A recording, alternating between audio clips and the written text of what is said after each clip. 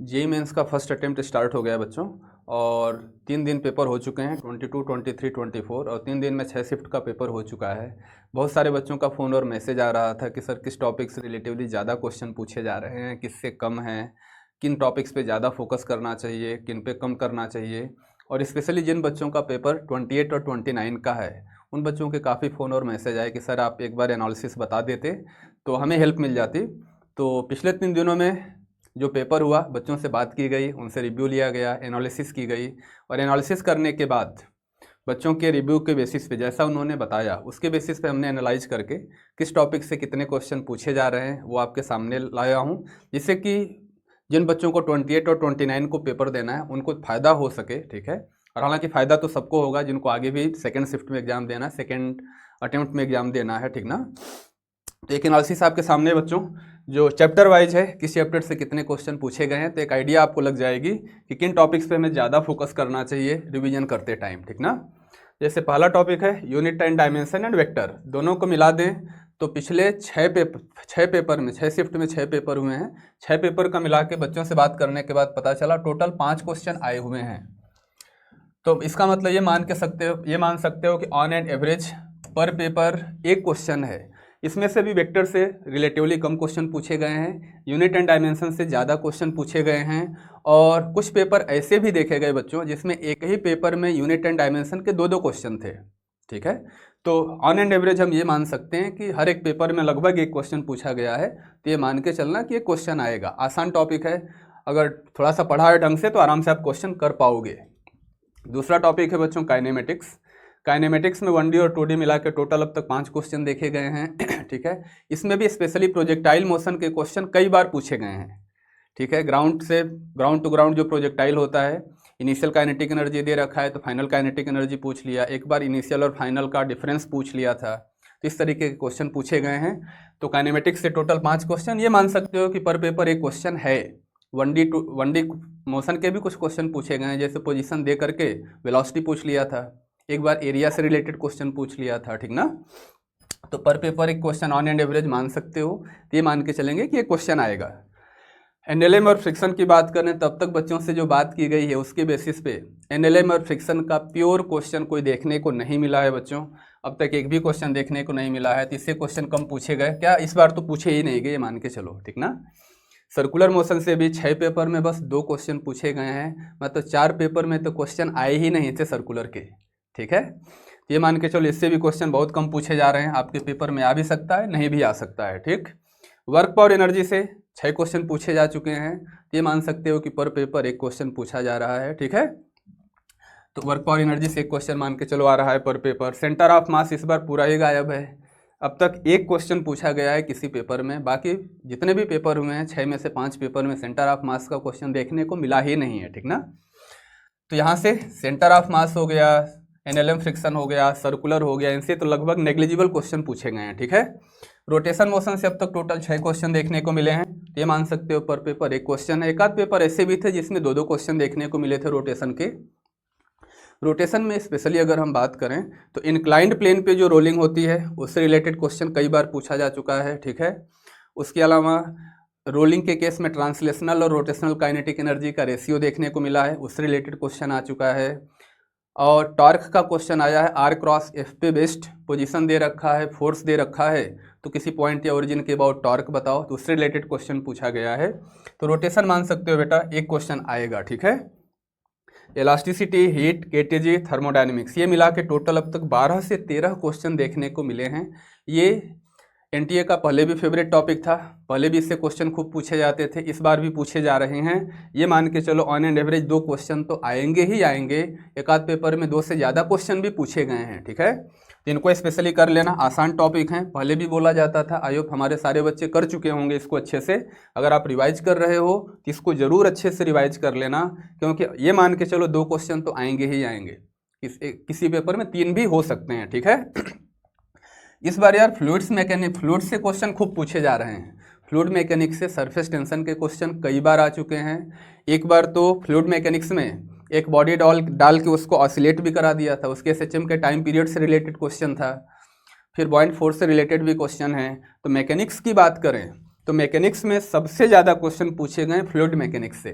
NLM friction गायब, circular से 1-2 question है, 2 क्वेश्चन, सेंटर ऑफ मास गायब, रोटेशन से ऑन एंड एवरेज 1 क्वेश्चन, ठीक है, वर्क पावर एनर्जी से 1 क्वेश्चन, लेकिन फ्लूइड मैकेनिक्स से 6 पेपर में 9 क्वेश्चन आए हैं, मतलब कुछ पेपर में 2 क्वेश्चन भी होंगे, ठीक है। तो इसको अच्छे से देख लेना, रिवाइज कर रहे हो तो अच्छे से रिवाइज कर लेना, इस बार क्वेश्चन पूछे जा रहे हैं। एसएचएम के अब तक 2 क्वेश्चन आए हैं, वेव के भी 2 क्वेश्चन आए हैं, तो एसएचएम और वेव से रिलेटेड क्वेश्चन कम पूछे गए हैं बेटा। साउंड वेव है, वेव ऑन स्ट्रिंग और साउंड वेव दोनों मिला के अगर वेव ऑन स्ट्रिंग या स्ट्रिंग वेव लिखोगे, स्ट्रिंग वेव, तो स्ट्रिंग वेव और साउंड वेव मिला के लगभग 2 क्वेश्चन आए हैं। 3 टॉपिक से भी क्वेश्चन पहले भी कम पूछे जाते थे, अभी भी कम पूछे जा रहे हैं, ठीक है। तो मतलब ये मान के चलो 6 में से 4 पेपर में तो क्वेश्चन ही नहीं आया होगा इनका, 2 पेपर में कहीं पूछा गया है, ठीक है। अब आते हैं नेक्स्ट टॉपिक पे। नेक्स्ट चैप्टर है बच्चे इलेक्ट्रोस्टैटिक्स।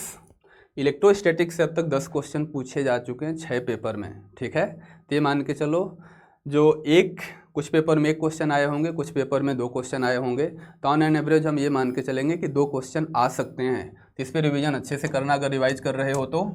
ग्रेविटेशन से अब तक 4 क्वेश्चन पूछे गए हैं, तो ये मान के चलो पर पेपर 1 क्वेश्चन ले सकते हैं। एवरेज तो 1 से कम का है, 4 पेपर में 4 क्वेश्चन होंगे, 2 में नहीं आए होंगे, लेकिन अब ये मान के तैयारी करेंगे ये क्वेश्चन आ सकता है, ठीक है। तो ग्रेविटेशन का 1 क्वेश्चन मान सकते हो। करंट इलेक्ट्रिसिटी के अब तक 6 क्वेश्चन देखने को मिले हैं। एक आध पेपर ऐसा भी था जिसमें बच्चों से बात करने के बाद पता चला कि यार करंट का तो कोई क्वेश्चन ही नहीं है। एक आध पेपर ऐसे थे जिसमें एक आध क्वेश्चन था करंट का, लेकिन वहीं कुछ पेपर ऐसे भी थे जिसमें करंट के 2-2 क्वेश्चन भी थे। तो हम तो ये मान के चलेंगे कि करंट के 2 क्वेश्चन आ सकते हैं, ठीक है। पहले भी करंट से सवाल आते थे, अभी भी कुछ पेपर में आए हैं, कुछ पेपर में एक आध क्वेश्चन आए हैं, वो अलग बात है, लेकिन पूछा जा सकता है, ठीक है। ऑन एंड एवरेज पर पेपर 1 का एवरेज है, लेकिन ये मान के चल सकते हो कि 2 क्वेश्चन भी करंट इलेक्ट्रिसिटी के हो सकते हैं, ठीक ना। अगला टॉपिक है कैपेसिटर। टोटल 5 क्वेश्चन देखने को मिले हैं, तो पर पेपर ये मान सकते हो कि 1 का एवरेज है, तो ये मान के चलना बच्चे कि 1 क्वेश्चन आ सकता है, ठीक है। अगला है magnetic effect of current. Total 7 question है। 7 क्वेश्चन मतलब पर पेपर 1 का एवरेज मान सकते हो। कुछ पेपर ऐसे भी रहे होंगे जिसमें एक आध से ज़्यादा क्वेश्चन थे, ठीक है। तो ये मान के चलेंगे कि 1 क्वेश्चन तो आएगा ही आएगा। इस बार EMI और AC से क्वेश्चन बहुत कम पूछे गए हैं। पिछले साल की बात करें तो ये बोला जाता था कि यार AC से तो लगभग 1 क्वेश्चन पूछ ही लेते हैं, लेकिन अब तक 6 पेपर मिला के टोटल 2 क्वेश्चन देखने को मिला है, यानी 4 पेपर में AC से क्वेश्चन ही नहीं थे, ठीक है। तो 2/6 यानी 1/3 का एवरेज है, तो ये मान के चलो क्वेश्चन आ भी सकता है तुम्हारे पेपर में, नहीं भी आ सकता है, लेकिन फिर भी आसान टॉपिक है, रिवाइज करके जरूर जाना अगर रिवाइज किया है तो, क्योंकि अगर क्वेश्चन पूछा गया तो आप आराम से सॉल्व कर सकते हो। EMI से भी इस बार ज़्यादा क्वेश्चन देखने को नहीं मिले हैं, पहले भी EMI से कम ही क्वेश्चन आते थे, इस बार भी कम ही आ रहे हैं। 6 पेपर मिला के टोटल 3 क्वेश्चन है, मतलब पर पेपर 1/2 का एवरेज है, 3/6, यानी क्वेश्चन आ भी सकता है, नहीं भी आ सकता है, ठीक ना। EM वेव और वेव ऑप्टिक्स मिला के खूब क्वेश्चन पूछे गए हैं। 10 क्वेश्चन अब तक बच्चों से बात करने के बाद पता चल चुका है। EM वेव से पहले भी क्वेश्चन आता था, अभी भी आ रहा है। EM वेव और वेव ऑप्टिक्स मिला के टोटल 10 क्वेश्चन, तो ऑन एंड एवरेज मान सकते हो कि पर पेपर 2 क्वेश्चन हो सकते हैं। एवरेज 2 से कम का है, लेकिन हम ये मान के चलेंगे कि 2 क्वेश्चन आ सकते हैं, ठीक है। तो इस टॉपिक को रिवाइज कर लेना बेटा। इस बार रे ऑप्टिक्स से NTU को कुछ ज़्यादा ही प्यार हो गया है, ठीक है। अब तक 12 क्वेश्चन देखने को मिले हैं बच्चों से बात करने के बाद, 12 से 13 क्वेश्चन, पर पेपर 2 का एवरेज है। 2-2 क्वेश्चन लगभग मान के चलो हर पेपर में आ रहे हैं, तो रे ऑप्टिक्स का रिवीजन जरूर कर लेना, अच्छे से कर लेना, और स्पेशली लेंस वाले क्वेश्चन आ रहे हैं, पावर से रिलेटेड क्वेश्चन पूछा जा चुका है, और कटिंग वाला और सिल्वरिंग वाले क्वेश्चन भी आए हैं, तो रे ऑप्टिक्स का रिवीजन जरूर अच्छे से कर लेना। इस बार खूब क्वेश्चन पूछे जा रहे हैं इससे, ठीक ना। एरर से टोटल अब तक 4 क्वेश्चन देखने को मिले हैं, तो 4 पेपर में चाहे 1-1 क्वेश्चन रहा होगा, 2 में नहीं रहा होगा, फिर भी हम ये मान सकते हैं कि ऑन एन एवरेज 1 क्वेश्चन आ सकता है, ठीक ना। सेमीकंडक्टर की बात करें तो अब तक 5 क्वेश्चन देखने को मिले हैं, मतलब पर पेपर 1 का एवरेज मान सकते हो, और इसमें भी कुछ क्वेश्चन स्पेशली डायोड के देखे गए हैं, कुछ क्वेश्चन लॉजिक गेट्स के, ठीक है। डायोड और लॉजिक गेट्स मिला के ज़्यादातर क्वेश्चन पूछे गए हैं, एक आध थ्योरेटिकल होगा तो अलग बात है। तो 1 क्वेश्चन ये मान के चलो यहाँ से आएगा। मॉडर्न फिजिक्स से 13 से 14 क्वेश्चन आ चुके हैं, पहले भी इससे टॉपिक से क्वेश्चन पूछे जाते थे, इस टॉपिक से अभी भी क्वेश्चन पूछे जा रहे हैं। कुछ पेपर में कम से कम 2-2 क्वेश्चन मान सकते हो, कुछ पेपर में 3 क्वेश्चन भी आए होंगे। तो हम ये मान के चलेंगे मिनिमम 2 क्वेश्चन आएगा और 3 भी हो सकता है। तो 2 से 3 क्वेश्चन आएंगे मॉडर्न के, पहले भी यहाँ से पूछा जाता था, अभी भी पूछा जा रहा है। इसको तो आपने अच्छे से किया ही होगा, रिवीजन करते टाइम इसको भी देख लेना।